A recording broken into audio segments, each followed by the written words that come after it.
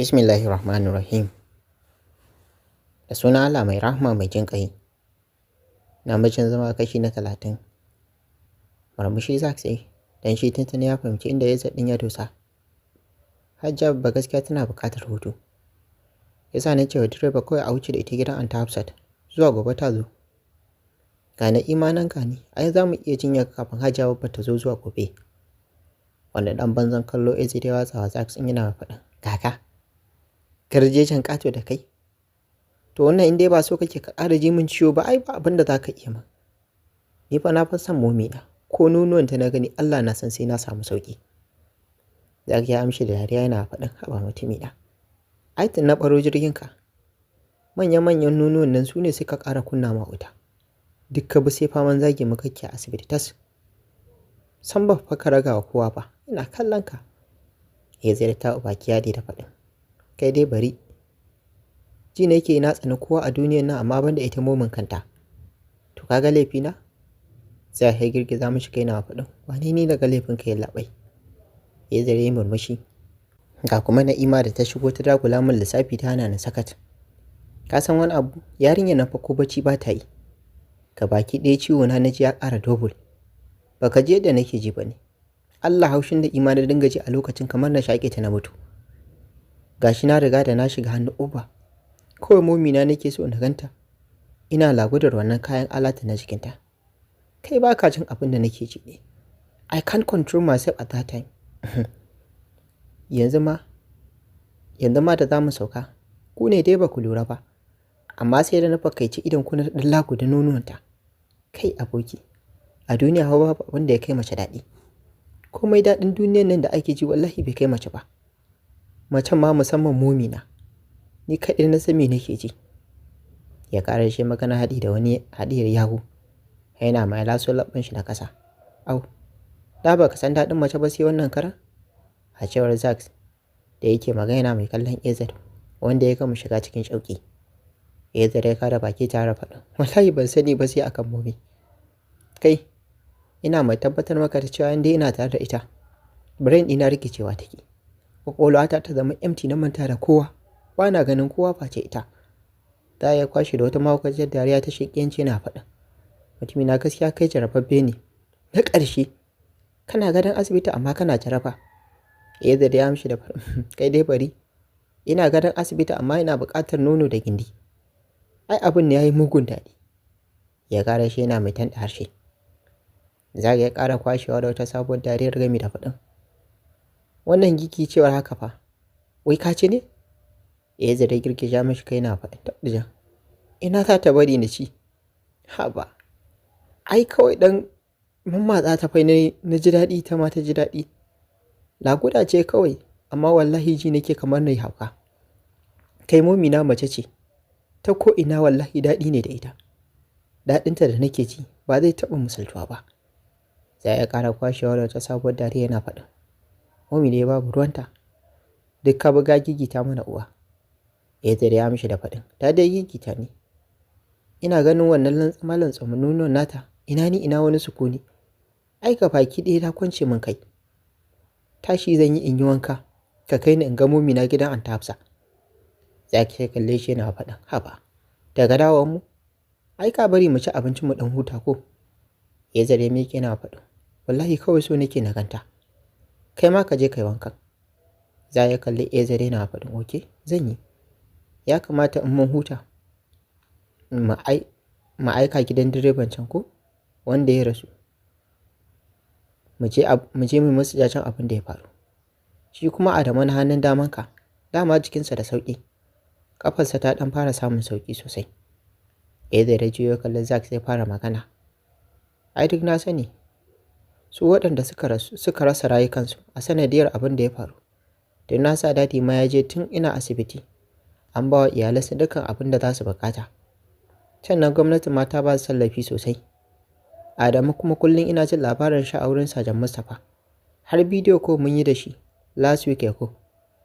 Aiki za a yi mai a ƙafar shi. Ina gama ƙafa tashi sai dai a yanke. Na an ce ta gama lalacewa. Amerika za a kai shi. Zuwa next week za a kai shi a yi mishi aikin nan nasa an shirya komi. Su kuma waɗanda suka rasu sai na ɗan ƙara jin sauƙin jikina zan je in yi ma iyalansa gaisuwa. Ai ba zai yiwu ba, ba zai yiwu dama na bar su rayukansu tafi a banza ba haka. Zack ya kalle shi yana faɗin, haka ne, ai na sha ka manta nesa. Da mamaki Ezzat ɗin ya kalle shi yana faɗin, Allah ya kyauta na manta. Ai ko da na zama butulu, duk fa akan kare raina guda ɗaya jillin suka rasa rayukansu. Tun na san da su. Ɗayan ma wanda bai rasu ba na sa an mun shatar da arziki, wanda aka ce ya kira sojoji lokacin sun kawo min ɗauki. Za ya jinjina kai na faɗin, Allah da ya ji waɗanda suka riga mu gidan gaskiya. Ezzat ya amshi da amin. Tausayinsu ya cika zuciyar shi. Ya ji hawaye suna neman zubowa daga cikin idanun shi. Da sauri ya haye saman ofce zuwa ɗakin shi.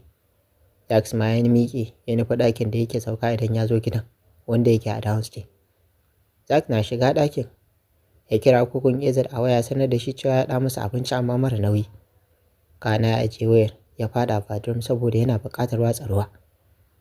Ya ɗauki aƙalla kusan mintuna 25 kana ya fito daga cikin banɗakin. Yana ɗaure da tuwal bayan ya ɗaura alwala saboda a lokacin an fara kirayen sallar la'asar. Ya yi sallah kana ya shirya cikin ƙananan kaya. Wardrobe da ke ɗakin cike da kayan sawar Ezzat, wasu ma bai taɓa sawa ba a cikinsu. Da ke sa in ya zo fitowa ya a falon, ya tada Ezzat ɗin zaune kan kujera da waya riƙe hannun shi yana ta faman latsa-latse. Tuni shi har ya yi wankan shi. Ya kuma yi sallah bai fi minti 2 da zama ba sai ga Zack ɗin ya fito. Ya ga Ezzat yana sanye da ƙananan kaya masu azabar kyau. Riga ce mai gajeren hannu, sai kuma wando da ya je mishi har ƙasa.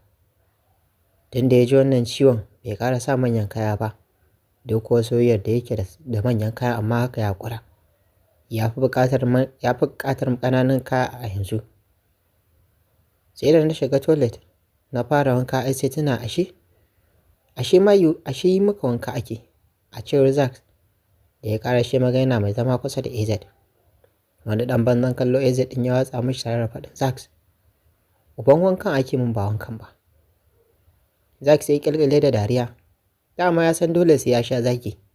Wallahi na sha yi maka wanka ake, saboda wannan ciwon da ke hannunka. Ezzat ɗin ya tsuke fuska yana mai miƙewa game da faɗin, wai uban waye ce ma wanka ake min? Taimaka min ba kawai ake min wankan. Kuma ko su ɗin ma ba na cire boxers a jikina, don uban kaɗan iska kawai. Zack ya kwashe da dare shaƙiyanci. Ashe dai wankan ake maka. Ezzat ya kalle shi ya ce, a fara ba, amma shi ma ban fota ɗaya ba, aka daina yi min komai. Da dinga motsa hannuna da hannu ɗaya. Komai da zan yi da hannu ɗaya na nake yi. Da ya kalle shi ya fara daliya cikin zoliya ya ce da shi, amma duk da hannu ɗaya kake lagudan nonon momi? Ezzat ya haɗa rai ta mau ya ce da shi, sa wasa. Ai ko gindi ta buɗe mu zan iya pushin ɗin banana ɗita a cikin inside vagina ɗinta. Tallata shi ne. Ka kai ni in ganta ko na samu yunwa ta koma. A cewar Ezzat da already dama ya miƙe tsaye. Zack ma tashi ya ƙara miƙewa tsaye yana mai ci gaba da dariya. Mu isa dining nasa an shirya mana spaghetti. Ba dan Ezzat ɗin ya so ba suka isa dining room ɗin. Already Koko ya shirya masa komai. Zane ya sabin ɗinsu. Shi dai farfesun naman kaza kawai ta Hausa ya ci, ita ma ɗin kaɗan. Ko cinya ɗaya bai gama cinyewa ba, kuma gashi yana jin yunwa. Amma gaba ɗaya hankalin shi da tunanin shi da kuma ƙwaƙwalwar shi suna kan mominsa. Ko ruwa bai tsaya sha ba ya kalli Zack sai ce da shi, taso mu je. Ya ƙara shi magana mai zara hannun shi mai lafiya a cikin aljihun wandon shi. Ya ciro makullin mota ya wulla wa Zack ɗin. Zack ya caɓe yana faɗin, ai ka bari dai na ƙoshi ko? Duk sauran unguwar su ma ai ta bari a haihu.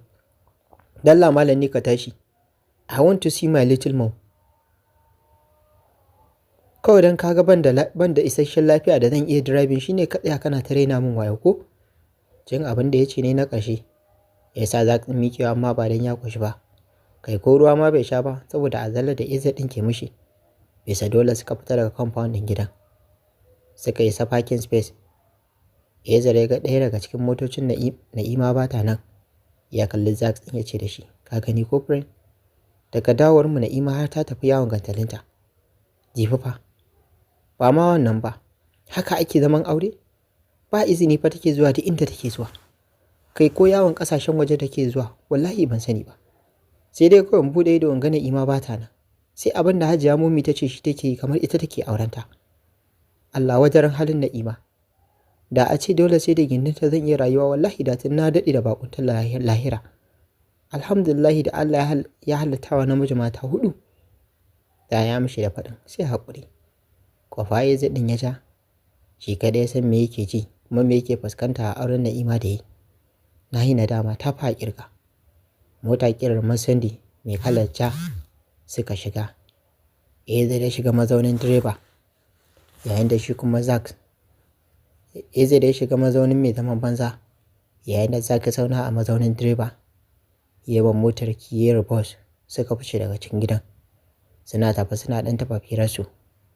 Da dai hirar tashi ba ta wuce na halin Na'ima.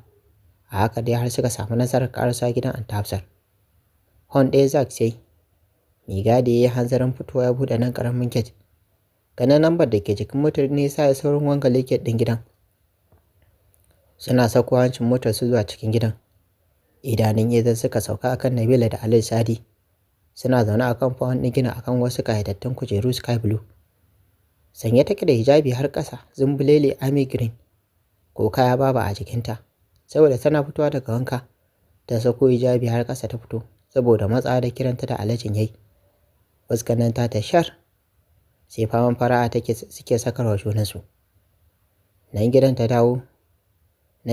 ya dawo ya ƙara tadda ta. Wanka kawai ta yi. Ya aika a kira ta zuwa faɗin Baban Nur. Ba ta zo ba. Da ya ji shiru shine ya fito compound ɗin ya sa aka aje musu kujeru. Ya ƙara aika a kira mata shi. A kira ta. Ba ta fito ba har sai ta idar da wankan da take. Ya ƙara sa Baban Nur.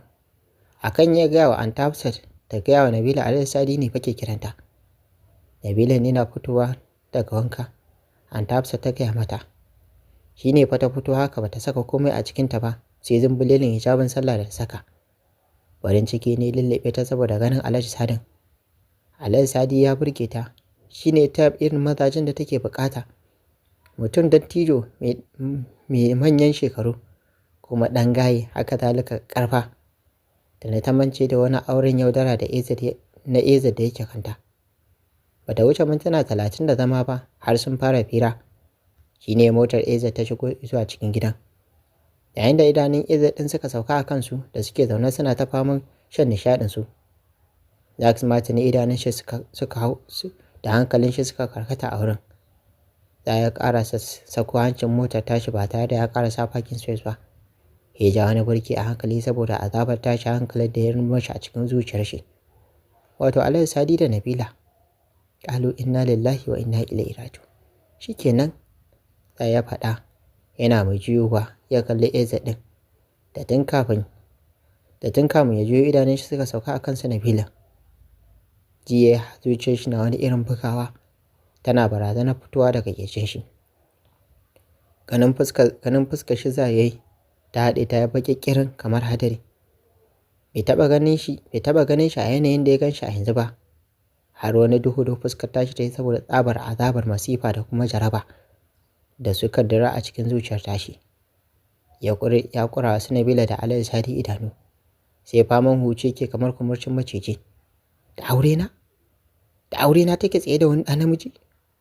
Wallahi Zack yau sai na kashe wancan tsinannen mutumin. Ni ne ajalin shi. Zan nuna mishi waye ne don me cin uwar babar shi. Shege tsinanne mazinaci. Eze dai faɗa. Mai da shi na wani irin barazanar tarwatse motar da kuma dodon kunnen Zack. Lalaba aljihun shi yayi da hannun shi mai lafiya ko akwai bindiga amma babu. Nan take dai ya biye rikice. Idanun shi sun rufe baya ji baya gani. Lalaba gaban motar ya shiga yi ko zai samu bindiga. Dan ya san zai wahala a cikin motar tashi a rasa bindiga. Ko gani baya yi sosai saboda tsabar bacin rai. Ji yake kamar zuciyar za ta faso ƙirjin shi da kuma tarwatse. Azkam ya ma rasa ma me zai ce. Shi dai ya san bai sai dakatar da Eze daga abin da yake ƙoƙarin aikatawa ba. Gashi da alama Mummy ma bata san da su ba. Da cewa kuwa tana kallon su. Gaskiya Mummy bata kyauta ba. Zax bai taɓa ganin laifin Momi ba sai yau. Ta san da aurensa, amma kuma take tsaye da wani ɗa namiji. Ta gansu yanzu, ta kuma ga motar su. Ko da a ce ba ta ganin waɗanda suke ciki saboda baƙin tintik da yake cikin motar. Amma aikan motocin AZ ta san su kuma ta san lambobin da ke cikinsu. Amma ta tsaya tana kallo. Daga bisani ta wani ɗauke kai da ci gaba da sakarwa Alhaji Sadi murmushi. Sai dai a cikin zuciyarta fa, zuciyarta ta wani lukudan duka take tun da lokacin da ta ga motar AZ ta yi fakin ba a daidai ba. Hakan ya tabbatar mata tabbas akwai gagarumar matsala. Ta sadakar yau fa sai ta sha mararruka. Kawai tunuwa da irin marin da ya mata asibiti ta shiga yi. Yau na tashi daga aiki, ta faɗa a zuciyarta. Duk da iskar da ke kaɗawa, amma hakan bai hana Momi tsatsafo da zufa a ƙofofin gashinta ba. Kawai murmushi take a zahiri, amma kuma a baɗini ba ta ma jin abin da Alhaji Sadi ke cewa balle har da fahimci abin da yake faɗa mata. Ba tare ɓata lokaci ba Ezir ya ga bindigar da ke gaban mota. Ganin ya ganta ne ya sa Zax tashi hankali saboda ya san komai zai iya faruwa. Dan Allah aboki karka da aikata abin da kake ƙoƙarin aikata. Ka sani idan rai fa ya ɓaci hankali ne ke nemo shi. Za ya faɗa yana mai kaiwa hannun nashi mai lafiya riƙo, wanda ke riƙe da bindiga yana ƙoƙarin bincike bindigar, amma haka ya sa ka yi fice daga cikin motar. AZ bai ma fita kan Zax ba da yake ƙoƙarin sanar da shi. Ko gani ba ya yi sosai, haka ya sa ka yi fito daga cikin motar. Zax ma ya fito. Nabila na ganin AZ ya fito daga cikin motar hannun shi riƙe da bindiga. Daga yana mai ƙoƙarin tunkaro su gadan-gadan. Zamburta ta tashi tsaye tana faɗin, Alhaji ka gudu ka shiga mota. Alhaji ka gudu ka shiga mota. Na shiga uku ni da Bila. A matuƙar ce take maganar. Alhaji Sadi shi ma miƙewa ya tsaye ba tare da ya fahimci Nabila take nufi ba. Ya shiga tambaya ta kamar ya, ban gane ba. Kasancewar ya ba wa AZ ɗin baya, haka ya sa bai san wainar da ake tayawa ba. Shi bai ma ga shigowar motar tasu ba. Dan yana gaban Nabila baya fahimtar komai. Kyawunta makantar da shi yake. Shi fa har ga Allah dan kyawunta kawai zai aure ta. Kun san cikakkun Kanawa na san mata farare masu kyau. Dan sukan ce mace ko faran mace komai ya ce suna so. Ka shiga mota ka gudu dan Allah Alhaji. Nabilan ta faɗa cikin magiya. Sai dai har lokacin idanunta suna kan AZ da Zax da suke ƙara tunkaro ta. Ganin inda ta tsira a ido ne ya sa Alhaji ya fahimci cewa tabbas akwai alamar tambaya. Dan gaba ɗaya hayyacinta ya fita kuma fuskarta tana bayyana tashin hankali. Haka ya sa Alhaji Sadi ya juya dan ganin abin da take kallo. Ko da ya juya abin ne ya gigita shi. Gani AZ hannun shi riƙe da bindiga. AZ ya ga bindigar sama yana mai nuna Alhaji Sadi da bindiga yana ƙoƙarin sakin harsashi. Zage ya saurin riƙe bindigar. Ka bar ni in kashe shi. Wallahi yau ni ne ajalin shi. Daga kan matata ba zai ƙara marwarin kusantar wata ƴa mace ba har matan aure ku. Sai dai matar shi. Ƙaramin mazinaci kawai. Wallahi sai na zama ajalinka. Su ne kalaman da ke fitowa daga cikin bakin AZ. Alhaji Sadi ya shiga firkici jin kalaman da ke fita daga bakin AZ. Sam ya kasa fahimtar me yake nufi, saboda shi dai a iya sanin shi Nabila ba matar aure ba ce. Alhaji ya fara tunanin anya ko wanda ciwon nan nashi, ciwon da ke hannun shi ko anya baya da cutar ƙwaƙwalwa. Tuni ya gane cewa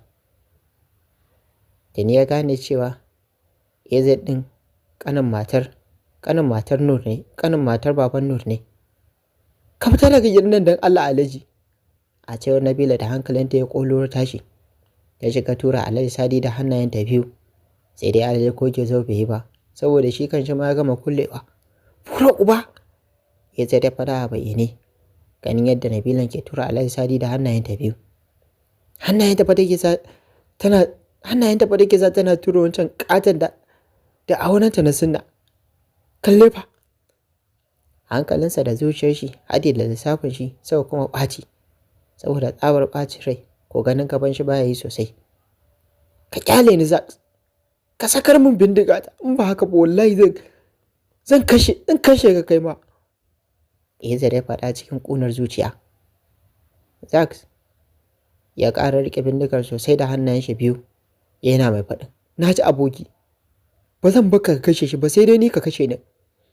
Da ƙarfi Eza ɗin ya fiske bindigar daga hannun Zack yana mai faɗin, ka ƙyale ni ba ruwanka, ya faɗa hade da nufar inda Alhaji Sadi yake a matuƙar firgice. Nabila ce mako take yi, amma ya ƙi wucewa sai tambayar ta yake me yake faruwa. Cikin hanzari Zack ya ƙarasa hannun shi riƙe da bindigar. Ya sai da Alhaji Sadi da ita. Eza na ƙoƙarin harbin Alhaji Sadi. Zack ya riƙe bindigar sosai. Saura ƙiris ya matsa kunamar. Allah ya rufe asiri ya maida kunamar ciki. Ka ƙyale ni.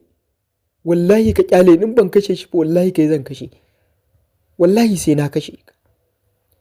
Ko da ko ni ma za a kashe ni. Eza da Zack ya faɗi cikin tsananin fitar hayyaci. Gaba ɗaya kishi ya gama rufe mashi idanu. Kawai Alhaji Sadi yake gani ya harba. Zack ya kalli Alhaji Sadi da zufa take ta faman tsatsafo mashi bakin shi banda ake rawa babu abin da yake saboda tsabar tsoro da kuma ruɗan da ya shiga. Ya kasa guduwa, duk ya biya firgice. Gashi dai mutuwa na tunkaro shi rayal aini, amma gaba ɗaya saboda ruɗu ya kasa guduwa. Ka far gidan nan, in ba haka ba wallahi zai harbe ka. A cewar Zack da ya maganar ga Alhaji Sadi, sai kowa yake da Eza ɗin wanda ya yi ƙoƙarin amsha bindigar da ke hannun shi. So Zack sai ke yi ya amsha bindigar daga hannun Eza, amma abu ya gagara. Ya tabbatar da a ce Eza ɗin lafiyar shi ƙalau, duka hannayen shi suna lafiya. Da ko da wasa ma ba zai iya da Eza ɗin ba. A haka ma ya kasa ƙwatar bindigan ballantana kuma a ce hannayen shi lafiya lau suke. Duk da shi hannu biyu gare shi, amma ya gagare shi. Sai wata uwar zufa take karyo mishi saboda azabar da yake sha. Gogon kam jikin shi banda ake rawa babu abin da yake. Idanun shi sun kada sun yi jajir kamar gauta. Nabila kam ta fara kuka saboda tashi hankali. Ma'aikatan gidan na ganin dukkan abin da yake faruwa, amma ba wanda ya sai ya ce ufan, kai ko gurin ma babu wanda ya ƙaraso. Baban ma yana can falon shi ya kulle, ya je can ƙarshen gado, shi da karuwar shi banda aikin kalaman iskanci babu abin da suke furtawa. Kai ma baban Nur, Allah ba zai barka ba. Ana nan ana maka talala. Anta Hafsat ma tana can ofce, tana ɗakin ta ita da yaranta suna wasan yaushe gamo. Haka zalika Hajiya babba ma tana can kwancewan game da baki tana baccin la'asar, baccin asara. Duk ba wanda ya san me ke faruwa a tsakar gidan. Kowa na ce yana sabkar gaban shi. Ba tare da ɓata lokaci ba, Alhaji Sadi ya samu nasarar isa inda motar shi take. Cikin shi na wani irin rawa. Ya tada motar isa bakin gate da motar. Da gyar sam hankalin shi baya jikin shi, haka yake driving din ya raba ta inda motar Eza take. Inda suka yi parking ba daidai ba, yana kokarin fita da cikin gidan. Wanda gana haka ne yasa Eza ya saka wa Zack bindigar ya ruga da gudu ya nufi motar Alhaji Sadin da ke kokarin fita daga cikin gidan a guje. Already dama gilashin motar a buɗe yake bangaren direba. Yana karasa ya kai wani mahaukacin naushi da kofar window. Akwai naushin nashi bai sauka a ko'ina ba sai a bakin Alhaji Sadi. Baki na! Alhaji Sadi ya faɗa a gigice saboda wani mahaukacin zafi da ya ji a bakin nashi. Da yayin da jini ya fitar burgu, haka zalika haƙorin shi guda biyu na gaba suka yi wata iriyar fita, suka fito daga cikin bakin suka faɗo a gaban rigar shi. Dan hankalin Alhaji Sadin ya yi masifar tashi, ya tabbatar Izzat ya haukace. Izzat na ƙoƙarin ƙara kai mashi wani naushin ne. Zai ya samu nasarar ƙara so ya rike Alhaji Sadin da bakin shi yake ta fama zubar da jini. Kaga abin da mahaukacin nan ya mun ko? Alhaji Sadi ya faɗa. Nan take wawulan bakin shi ya bayyana ɓaro-ɓaro, sai faman fitar jini bakin shi yake. Inna lillahi, ka gode dan Allah. Cewar Zack da ke ta rikici shi da Izzat, wanda ke so ya kwace daga ruwan da Zack ya yi mishi ya farwa Alhaji Sadi, dan ya tabbatar shi din mahaukaci ne na gaske ba na wasa ba. Ganin Zack ya rike shi, haka ya sa Alhaji Sadi ficewa daga cikin gidan da gudu a cikin motar shi. Samson baya cikin hayacin shi, gudu yake kamar zai tashi sama. Dangane yake kamar Izzat din shi ma zai shiga motar shi biyu. Ya san kuma cewa ba a shara da mahaukaci. Mutum mahaukaci ya kace ka to ya kashe banza. Na haka Samson bai saurara wa motar ba ka ci gaba da falfala a tafafan gudu kamar zai tashi sama. Ta jama'a sai a tara shiri na gaba don jin yadda za ta kaya a cikin labarin da muke kawo muku mai suna namijin zuma. Wannan ne Abubakar Sadiq nake kawo muku wannan shirin tamu nake cewa. Da wannan ne farkon zuwa wannan shirin tamu sai ku danna mun subscribe sannan ku tauna alamar kwarar sanarwa. Da ya daga sadda ku da zamu fara sabon shiri. Ana ku tauna alamar like domin ƙara mana ƙwarin gwiwa. Sannan ku share wannan bidiyon ga abokananku da ke da Facebook. Sannan kuna damar ajiye ra'ayi ƙorafi ko ba kuma section kamar da muke kawo muku. A huta lafiya.